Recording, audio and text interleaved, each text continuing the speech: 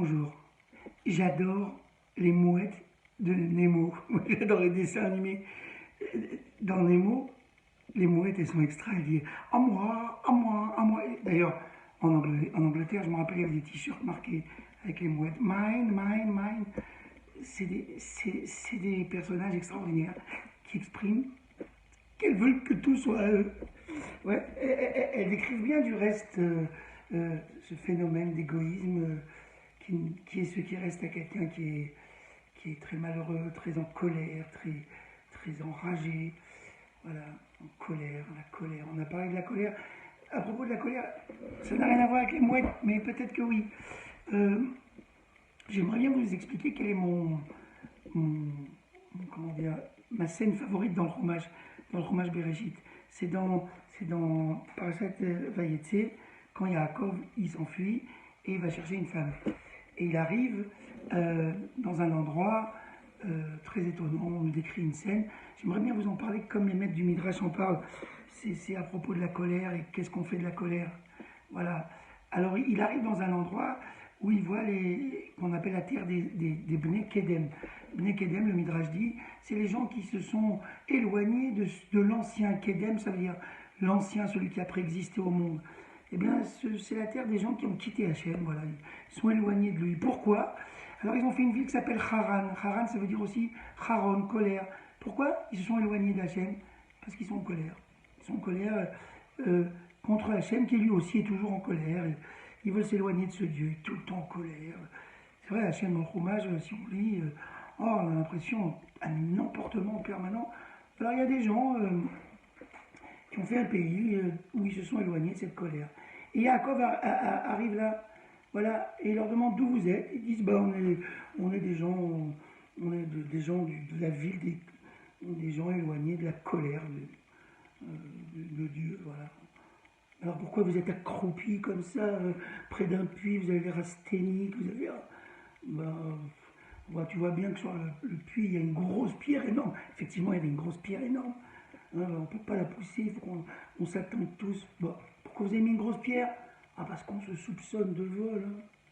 Il faut qu'on soit tous ensemble, qu'il n'y ait pas un qui manque, pour qu'on se voit mutuellement prendre l'eau.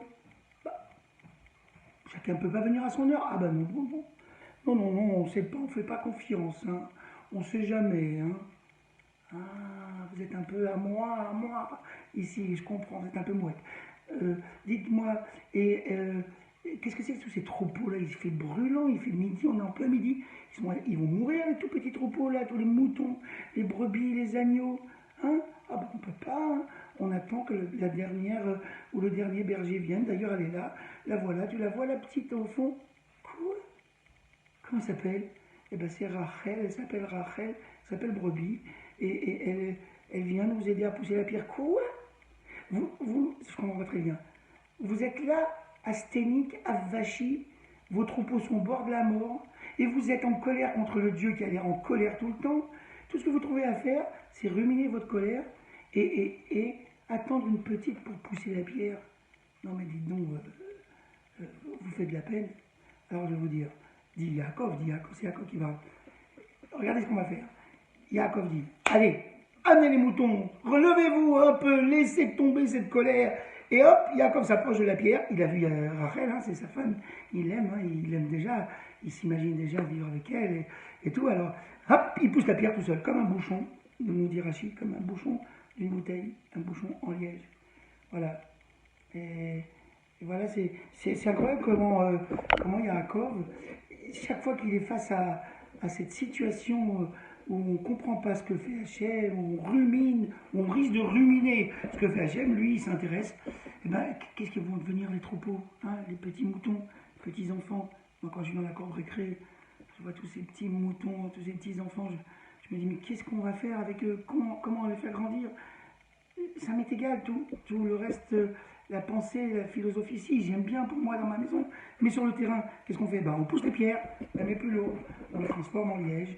Hein, il y a des gens qui sont fragiles, comme Rachel, comme la femme des gens, comme votre maman, comme votre sœur. Alors il faut pousser les pierres à leur place. Voilà, je ne peux pas dire mieux que ça. Il fait toujours ça, Yaakov.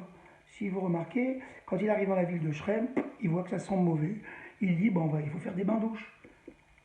Il voit que les gens n'ont pas d'argent, alors ils font que du troc. Alors, je vais vous inventer la monnaie. Toujours, Yaakov Avinu, c'est celui qui, face à la difficulté des humains, eh ben, il fait quelque chose. Il réfléchit quoi faire. Voilà, alors c'est ma scène préférée du fromage. Je voulais vous la dire ce matin. Pourquoi je voulais vous dire ça? Ah oui, c'est vrai, parce que j'aime bien le mouette de Nemo. Et c'est exactement ce qu'il ne faut pas être. À moi, il ne faut pas être ça du tout.